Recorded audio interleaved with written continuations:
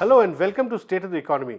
Today we have with us the Chairman of Telecom Regulatory Authority of India, Mr. R S Sharma, who will talk to us about the bigger digital India vision that this government has come out with, and TRAI as a regulator, he has a big role to play in creating a larger framework, a level playing field as it were for the private sector as well as the public sector to come together and realize this vision of digital India. There have been a lot of problems the telecom sector has faced historically. Problems have got resolved also, and TRAI has always played an important role in resolving issues in this sector. Welcome to our show, Mr. R S Sharma. So, you just taken over as TRAI chairman.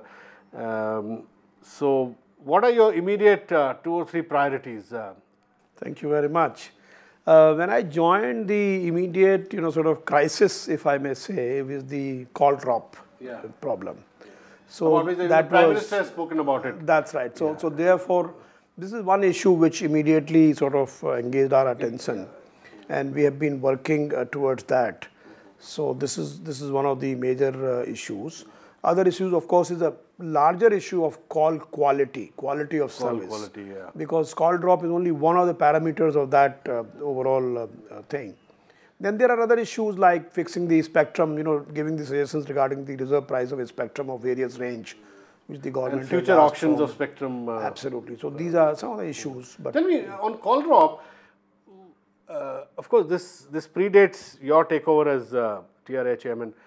Why is it that suddenly we are facing this call drop problem, and why is it that it appears so intractable, the problem that the Prime Minister is having to intervene and having to say that a 15-day deadline is being given for the industry as well as the government to resolve the issue? Now, what exactly is the nub of the problem? Well, there are perspectives, and people keep on, saying the root cause of the problem is depending on who is describing that.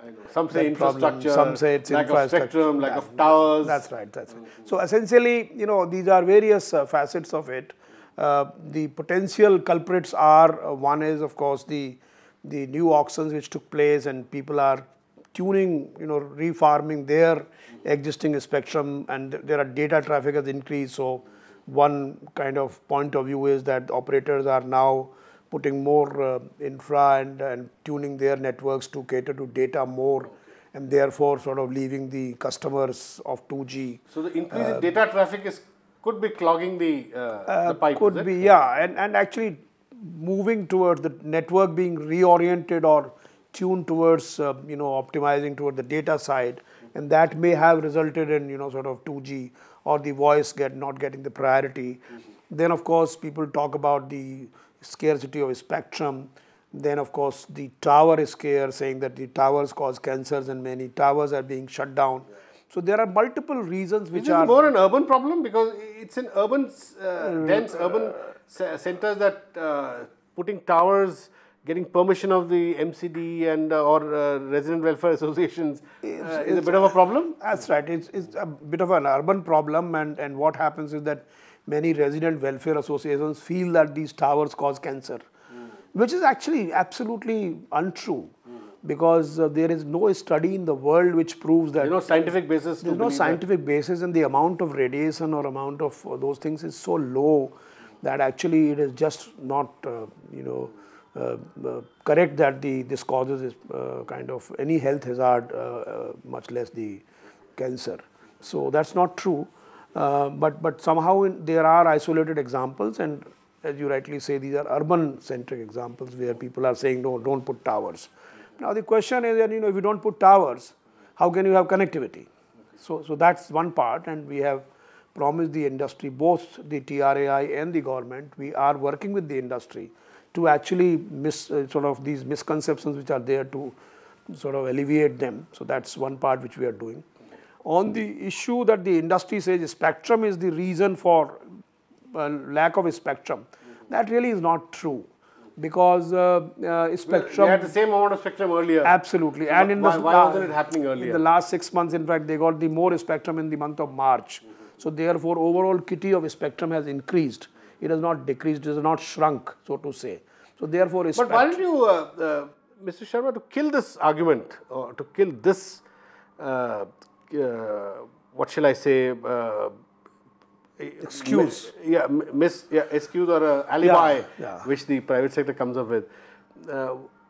Doesn't it make sense to give them more spectrum at market determined price like in other countries? I am told that in the West, typically an operator holds 40 to 45 megahertz, whereas in India it's 12 to 15. So if you give them 40 to 45, then at least you can be sure that they won't come up with this excuse, you know. Actually, one is that I think there is a wrong impression which may have been created that it is the government which is holding the spectrum. It's not true. What has happened? The government is not holding it. Yeah. No, I mean what has happened is that there are various agencies of the government which have traditionally held the spectrum, and where government is talking to them. Ministry of Defence is one such entity, and they are talking to them to get more release spectrum for communication usage.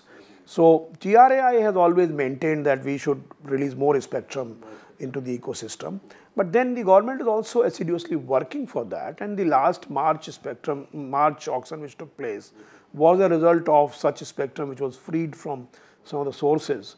And I think the interesting and good part is that more new spectrum bands are getting released, getting kind of going to be auctioned. So in some sense in the future you will see much more availability of spectrum than what it is. It's also one of the motivations, I'm just thinking aloud, for giving away spectrum in installments.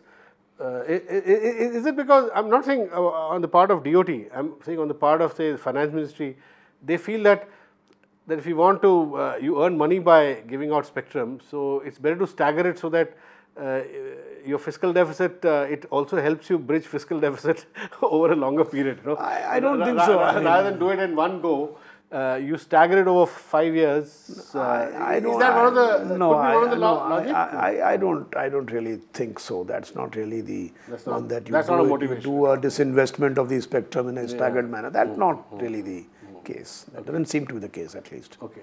Tell me, Mr. Sharma, another impression or misimpression, if you will, that's got created is that the private sector is so burdened by a mountain of debt that they had to take loans that they've had to take to buy spectrum over the years, that they don't have resources to further fine tune their infrastructure. Do you buy this theory? No, I don't buy this theory, because basically there is a healthy growth of about 11% in the revenue from this thing, and if you really compute the cost of a spectrum even at these prices, it is not a very large percentage of overall operational cost. So I don't think spectrum is the elephant in the room. I mean, that's yeah, you're right. In some sense, you're right, because over the life of the asset, amortization of the asset, I think spectrum cost is less than 2 or 3%? 3%. It's about 3%. That's what people have told me, maybe a percent here or there. But essentially, if spectrum is a part of the inputs to your operations, and if input which is costing about 3% cannot be construed to be a very, very major input which is affecting all your business, that's not really true. So are you happy with the way spectrum auctions have happened in the last, say, 2 years, and do you think this model could continue over the next 2-3 years? Yeah, I think so. There have been no major issues in the last spectrum which happened in March, and I happened to be a part of that because I was a member of the Telecom Commission then. So okay, you were as Secretary of IT. You see life from the other side. Yeah? That's right. As Secretary of IT, I was a member of Telecom Commission. So how is the relationship now between, say, DOT, say TRAI, between TRAI and the industry? Historically, these were problems which over the years got smoothened. How is it today? No, today it's absolutely fine. I mean, I don't see any contradiction, or I don't see, as a regulator, we have to sort of see the growth of the industry, as also ensure that all the stakeholders' interests are balanced and protected. So that's what we are doing, and I think there's I don't see any inherent contradiction in their roles and their functions. And so now, coming to the larger Digital India vision that this government has, now, it's a very ambitious project. In a way, it's this government has sought to sort of merge the National Optics Fiber Network project with the National Knowledge Network as well as e-governance, taking infrastructure to panchayat levels, creating hardware, software. Now, how do you see this panning out in the sense, I hear that there's not enough allocation, fund allocation for this. If you were to do it over the next 4 or 5 years, you have to realize all the optics fiber that you want to lay down and other infrastructure that you lay down. You need a lot of money. Mr. Rahul Khullar says that we need at least 30,000 crore a year, whereas the actual allocation will be 3,000 crore. How does this mismatch get resolved? You see, let me begin, Mr. Venu, by saying that Digital India is an extremely ambitious program, but it's a program which is really required for the country. True. It's a program which is, which seeks to transform India into a digitally empowered society and knowledge economy, and it's extremely wonderful program. That nobody doubts. And actually, this program also weaves together a number of programs. It's not just one program being done by one department. The entire set of efforts are being woven into a comprehensive fabric, which, if done, in a harmonized manner, actually really has the potential to transform the country. Several things have to move together. Absolutely. Now, this has got 3 broad components. One is the digital infrastructure. So essentially, you need to have digital infrastructure as a prerequisite for delivering digital services and digital things. Second is the software and services on demand, which means you need to really produce or create softwares which will ride on this infrastructure to deliver services to people. At the rural panchayat level. Absolutely. Also, yeah. And the third is the empowerment of the people, digital empowerment, because unless people are empowered to access these services, even when you create them, nobody will be taking them. So these are 3 broad sort of buckets in which Digital India is to be visualized. Now, in the first bucket of digital infrastructure, the first bucket actually is the optical fiber capabilities. Okay. So now what you have, the Bharat band, broadband, BharatNet as you call it. Okay.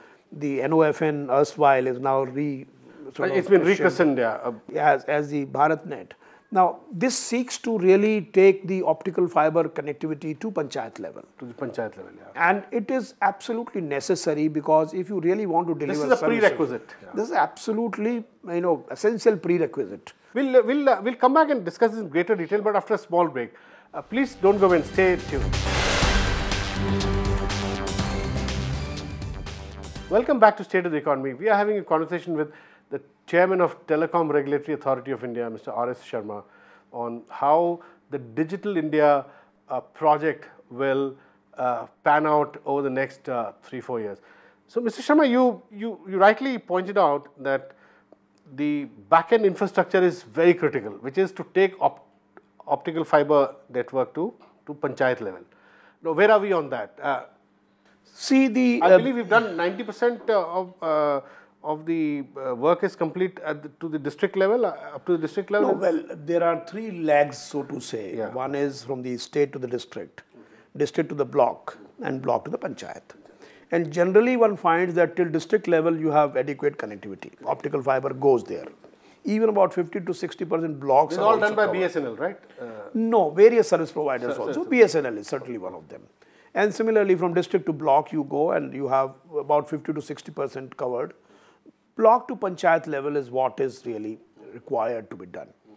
And the National Optical Fiber Network project, which was being done, really it got accelerated to a very large extent, but nevertheless the speed was not. The target was about 70,000 panchayats to be covered in. No, target was 50,000 panchayats till March of last year. But 100,000, but they could not be covered. So there about 10,000 panchayats were covered, right? Bit of a shortfall. Now what happens is there is a model. The government has gone in for a change of the model, which essentially means that states start getting involved much more vigorously into this whole exercise. One of the problems which you have is the right of way in laying the optical fiber cables. States should be in charge of that and getting the right of way cleared. States really are the ones who are in a major way going to deliver services through this network. and therefore states are interested parties or the stakeholders, very important stakeholders. So the states are now involved. Yeah. So now the new redesign which has happened is essentially around that theme, and now it's a redesigned thing, and the government is implementing that. I am one of those who is always an optimist and who thinks that this will get done, and this will be a tremendous. So you need to do about 100,000 villages now every. You have 600,000 villages in the country, 250,000 panchayats. So you have to do it in 5 years. You have to do it, by the whatever the target, 2019, 100,000 to 50,000, that kind of. But this is important. But let me not stop here. It is Digital India, this optical fiber network or the broadband as a utility to citizen is one of the sort of part of that. And the funding for this is coming from both government as well as the private sector, is it? Funding for this is currently coming from the government, largely the government, USOF, right? Yeah, that's right. And the USOF has about 30,000 crore roughly? USOF have a lot of money. I mean, that's not, but how much will be able to become that? These are the issues which the government certainly has much more sort of information about. Now, what I'm saying is that this is only one of the important things. What other things which India has done and which is really again a prerequisite, which is digital infrastructure only. Now, this is hard digital infrastructure. Now, there are soft digital infrastructure. Digital identity infrastructure is one of the most important infrastructure, because as you know, in a digital world, unless you are able to authenticate your identity digitally, you cannot conduct any transaction. And what are the components of that? And that is Aadhaar. Okay. Essentially, digital identity infrastructure. You have created 920 million people in this country have got Aadhaar. That can become, and that has already become in many areas, a very important tool to ensure delivery of services, direct benefit transfers, and access of these services. Authenticate identity. Authenticating your identity online, digitally, anywhere. So that's one. And the third component is, as you said, software programs which are designed to deliver those services. No, I'm saying in this digital infrastructure itself, one is the digital identity. Another is actually financial inclusion, because ultimately people should be able to financially included. So this Jan Dhan Yojana, which the Honorable Prime Minister had sort of started and given a clarion call for, that has generated about 170 million bank accounts. So that's a huge success. Similarly, the mobile. Now, India has got 1 billion plus mobile. Now, these three together, Jan Dhan, Aadhaar, mobile. And smartphones, yeah. Jam Trinity, as they called in the last budget. The Jam Trinity is actually one of the most important soft infrastructure, which creates a complete ecosystem for participation of the citizens of this country into the digital space. So this is one part. Then secondly, of course, as an infrastructure, we should have cyber security in this country. We must have safe and secure cyber space. So these are some of the components. The second component actually is designing software and systems as service to the citizens. And that is critical. That is very critical again. Otherwise, without that, all this is no use. Absolutely. And also what happens is, over the years, we have created legacy systems. Now, those systems are silos. They do not talk to each other. Now, digital silos actually are much more dangerous than the physical silos. So, therefore, you now need to make them talk to each other. You now need to make them what is called interoperable. So, they are able to communicate information with each other. They are able to, so that a citizen has a seamless entry. He doesn't have to go from website to website to website to get the services. So you can trust the bureaucracy to create digital silos also. I mean, you have to guard against that. It's not a bureaucratic creation. It's actually a creation of the state of technology at that point of time. Okay. And therefore you created silos. And basically also what happens is the government is designed and structured in departments. So the interface between department is also very critical. That's what I'm saying. So once unless different departments interface, absolutely. How do you use these? So that software will presume that these departments will interface. That's right. If they don't, then the software fails. That's right. So actually, we have to rebuild and redesign the software, which is interoperable, which is scalable, because scalability is very, very important, because India talks in billions, not really millions. So that's another part. And it also should be open standard, because once you have open standards, then you are able to, it's like having plugs of all the same size. Because if you have standards, then you are able to plug and play with these systems. Tell me, to create this entire ecosystem that you spoke about, what would be the cost?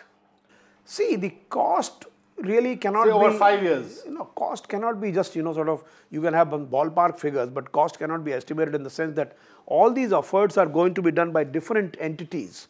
It's not one entity. And let me also tell you one part. Cost is not really very, you invest 100 rupees in these systems and you get 400 rupees worth of savings. It has So it's multiplier. the return on investment is huge on the IT and e-governance systems. Outcome has a multiplier. And therefore, we should really not feel shy in investing in these systems, because once you invest, they result in huge savings. So why I'm saying cost is government has to allocate, right? So at the moment, I am told the allocation is way below the requirement.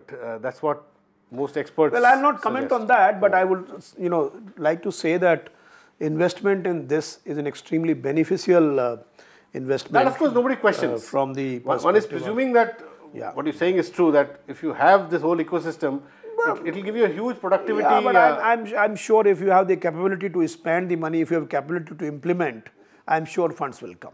Because, in 37 years of my life in government. So, this absorptive capacity is also an important I have thing. seen that funds have never been a problem. In fact, when we started Aadhaar, Mr. Nilekani, who was our chairman, used to say we need to have more funds. And I told him, sir, funds will never be a problem in this system. And soon he realized. So, essentially, what you're saying is that we first need to create a framework for actually spending this money on this ecosystem. Once you are ready to spend efficiently, the funds will follow. Absolutely. We need what we need to do, all the departments of the government, because this program of Digital India is not going to be implemented by one department.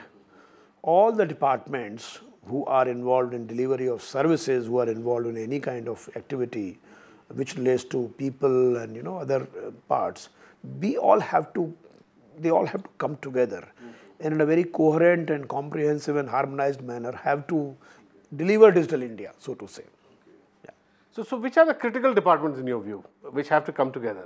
See, the service delivery departments, which is basically where the common person is concerned, so they deliver government services. Central government? I mean, for example, central government, you have the LPG subsidy you did, rural development, HRD, okay. The departments are commerce, for DGFT, and excise, banking, certainly financial inclusion is one part of it. So there are a number of entities, and at the state level more so, because the states deliver a number of services, revenue and all these other issues, registration they do, commercial taxes they implement.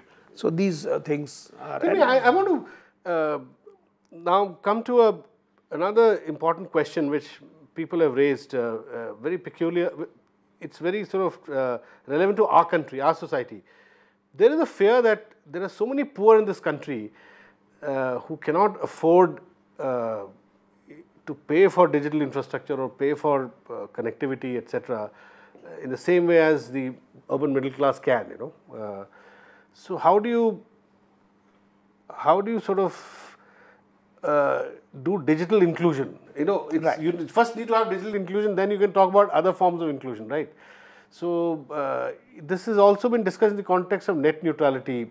How do you, unless you build infrastructure for the poor, who will build infrastructure for the poor?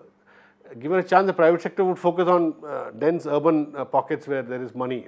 So how do you resolve this issue? No, actually, affordability of the infrastructure and its access is a very important issue which you are raising. And the way these things are being constructed, take the BharatNet. Now, BharatNet, it is the government of India which is actually putting in lots of money in that. And the whole idea is that ultimately when it is available to the people, it should be available to them at an affordable cost. Exactly. That's very critical. So it is very critical. Sometimes you lose sight of that, right? No, unfortunately, the state governments and also the central government are conscious of this fact. And whenever these services are delivered, they are very reasonably priced. Whenever the services are delivered by the government. So that's there. Unfortunately, we should also understand that Indians are extremely good at using the technology. See, mobile phones, they are 1 billion plus, and I don't think anybody is complaining that I don't understand how to use mobile phone.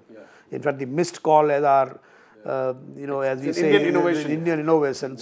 So I think people will certainly adopt technology very quickly, provided you are able to provide services which are useful to them. Thank you very much for talking to us, Mr. R S Sharma. Most welcome, Mr. Pleasure. Venu. That's all we have in this edition of State of the Economy. We'll be back with you next week. Thanks for watching.